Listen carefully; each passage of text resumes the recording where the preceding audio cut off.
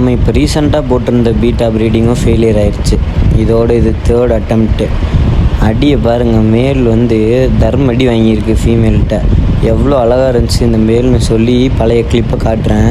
இப்போ என்ன மாதிரி அடி வாங்கியிருக்குன்னு பாருங்கள். அடி போட்டு பிரித்து அடிச்சிருச்சு ஃபீமேலு. இப்போ என்னடானா அவ்வளோ பபுள் நெஸ்ட் இருந்துச்சு, இப்போ எட்ஜில் கொஞ்சோண்டு பபுள் நெஸ்ட்டு ஒட்டிகிட்ருக்கு. பபுள் நெஸ்ட்டு கட்டின ஸ்ட்ராங்காக கட்டலையா, இல்லை ஃபீமேல் ரொம்ப அக்ரெசிவாக இருந்துருச்சா, இல்லை மேல் அவ்வளோ தாக்கு பிடிக்கலையான்னு என்னன்னே தெரில. சரி, ஃபீமேலை பிடிச்சி தனியாக விட்டுறலான்னு சொல்லி ஃபீமேலை மறுபடியும் நம்ம பழைய கரண்டி எடுத்து ஒரு டப்பாவில் கொஞ்ச நாள் விடலான்னு சொல்லி டப்பாவில் விட்டுட்டோம். இதில் தான் இனி கொஞ்ச நாள் வைக்கணும். மேல் கொஞ்சம் ரெக்கவர் ஆகணும். எப்படியும் இந்த எக்கெல்லாம் வந்து ஹேட்ச் ஆகாது, எக்கே லே பண்ணியிருக்காதுன்னு தான் நினைக்கிறேன். நல்ல ஃபீமேல் தான், நல்ல மேல் தான். ஆனால் எதனால் இந்த ப்ரீடிங் ஃபெயிலியர்னே தெரில. உங்களுக்கு தெரிஞ்சால் கமெண்ட்டில் சொல்லுங்கள். இனியும் நான் கைவிட மாட்டேன். எப்படியும் இன்னொரு டைம் மறுபடியும் பீட்டா ப்ரீடிங் பண்ணுவேன். அப்போ நான் என்னென்ன மிஸ்டேக்லாம் பண்ணக்கூடாதுன்றதை நீங்கள் தான் சொல்லணும். கமெண்ட்டில் எல்லோரும் கண்டிப்பாக சொல்லுங்கள்.